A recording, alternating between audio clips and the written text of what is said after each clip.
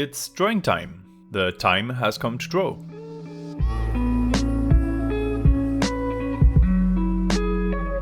Well, hello there, I'm Detroit. If you've never watched an episode of my award-winning, highly produced series Drawing Time, TM, here's how it goes. I draw something that looks cool, at least to me, that is abstract and with black ink, often with a fountain pen. Then, under the guise of artsy content, I get you interested in the drawing, which I explain only very briefly. For example, I might say that this pattern I'm drawing looks fun, that it's based on curvy lines cascading down and splitting into more curvy lines, and then that the middle of it is filled with more ink lines. And then suddenly, as a twist, it is revealed that I have nothing more to say about this drawing, and I go on to talk about literally anything other than drawing. And that is the concept of my Drawing Time series. Hope you enjoy it and subscribe. So, a while back, I talked about the inner demons I have as an artist, but also as a random person who doesn't deal very well with boredom. Now, I want to talk about the other side of the same coin, about what I've been up to this past year. Quick rundown for context. December 2023, I defended my PhD in condensed matter physics. In May 2024, I decided I had spent enough time cooling down from the doctorate experience and that 5 months of holidays were plenty, and that it was time to go back to work. And so in May 2024, I decided to look for a job. Now, we are at the end of November 2024 and I've been unemployed for almost a full year. But I haven't been idle. I'm not the kind to just stay at home, do nothing but binge watch Netflix shows. Opportunities like that, having a full year to occupy myself how I want and how I can, are rare, so I try to make the most of it. Let's go over my personal list that I like to call List of Things I Should Have Never Had the Time to Pursue, which is also called List of Things to Justify to Potential Employers Why I Didn't Work for a Whole Year under the guise of self-improvement instead of having to admit that finding a job is really hard. The list goes like this. Writing a 400 pages long fantasy book, for which I'm currently working on the second draft. I already made a full video on that in the past, so I won't go into details, but it's definitely an achievement for me. Learning how to sculpt clay. Air-dry clay to make small paperweights and fridge magnets.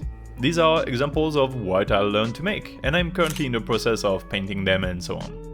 Also polymer clay, for which I can only show you this D&D inspired mini that I made really recently.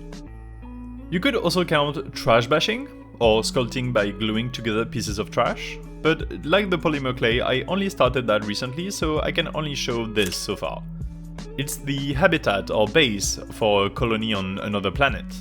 You have to imagine it, it's just a bunch of trash as of right now. Next on the list, I also learned how to use acrylic paints. And my god, is painting traditionally hard? Maybe acrylics are not the easiest to start with, as a type of paint. But to be honest, I started painting only because I wanted to color my magnets. I'm a bit too shy to show my paintings for now, so just wait a couple weeks and eventually I'll make a video on it and showcase a proper painted piece. Acrylics will also be nice to paint the polymer clay minis I want to make more of. And while I'm still on the subject of art, I also want to say that although I've slowed down the rhythm of video uploads, I'm still drawing a ton. I'm just working on bigger stuff and sometimes working on personal drawings off camera. Just for the fun of it, like the good old times before this channel existed, like this bonsai I made recently for example, or these doodles on iPad, the Penrose triangle on hard mode, and this intricate mandala. So I'm still drawing a lot as well. And that was about half the list, if I didn't forget anything. So far, I've only presented the artistic stuff I've been doing, or even only the things I started doing this year. Don't forget the dozens of videos I made. Anyway, I haven't limited myself to arts in order to occupy my day-to-day while I was looking for a job. Sending resume and cover letters can only take you so far. In May 2024, I decided to stop treating my body badly. Let me explain. I wouldn't say I was in a bad shape, really, or that I ever have been. I've been granted great genetics. Despite the state of my body, I have a really unhealthy lifestyle. For the past couple years, my diet has mainly been pretty bad, like pasta, dairy, and meat. And so I started eating more healthy food and less junk food, and I cut all added sugars from my meals. But good eating habits are only half the thing you need for a healthy body. You also need to exercise. Yes, I know it's exactly what you hear everywhere all the time. Eat healthy and exercise.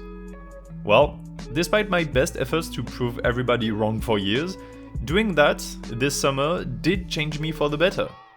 I'll also add 2 more things: drink water and sleep well.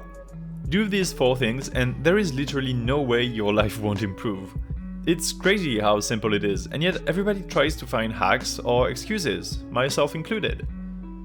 Anyway, exercising. Let's talk about that. The reason I decided to change my routine and be more healthy came in the form of a challenge. That was the simple push that gave me the idea. My dad challenged me to run a marathon with him in 5 years. And I know it doesn't take 5 years to train for a marathon, but I haven't properly or regularly exercised in like 8 years. And so, since I was bored and with so much free time on my hands, I decided I would try running, see where I'm coming from in order to plan for my training. Also, some of my close friends had started running a couple months before, so why shouldn't I give it a try? End of May 2024, I ran 1 kilometer for the first time in years. I was out of breath and with legs hurting like hell. End of July, I ran my first 10k. Now, I run between 15 and 30k every week. I would be running more, but my knees are under too much stress since they are not used to running, and so I need to be careful not to injure myself too much. In any way, forget the marathon in 2029. For now, my friends and I have decided to run a semi-marathon next April. So by April 2025, less than a year after my first kilometer, I'll be running 21 kilometers in one go. Also, since the end of May, I ran a total of 250 kilometers, which is insane to me. I think if I didn't start running last summer, I wouldn't have stopped smoking. Now that I've been smoke-free for 2 months, my lungs are incredibly good. I can hike at twice the speed I could before. I can run for an hour straight without breathing heavily. All the running, combined with stopping smoking and eating more healthily, how did that change me? Well, apart from feeling simply better, more energized, well rested and so on, I also lost 5 kilograms and changed a lot of body fat into muscle. I went from bordering the overweight limit to right in the middle of neutral BMI. I mean, I don't even want to change my body all that much, I was fine with having a little weight on. So without even trying to explicitly, I lost weight and became stronger. It's amazing how simple it is. Anyway, what I mean to say is that this was an incredible change in my life, and one that I could only achieve because I had so much time on my hands since I'm out of a job. It literally took boredom to make me exercise and to make me like exercising. So I'm very grateful for the year I've had. Now it's time to stop though. I want to go back to work. I feel like I've made the most of this year. Between my fantasy book, learning lots of new crafts, exercising, and maybe even avoided a lung cancer. I don't know if I have room for other life-changing things. Honestly, I'm afraid another couple months of unemployment and I'll find the secret to immortality. Or I'll stop worldwide hunger or something. I want to work. My brain needs something to keep busy, a challenge. Also, I do need money. The monthly salary the government is giving me while I'm unemployed is great, better than most, but it's a bit below my monthly expenses and I'm just about to run out of savings.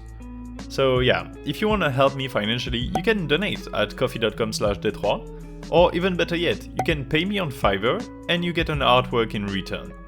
Or, if you don't have money to spare, absolutely do not give me any money, you probably need it more than me.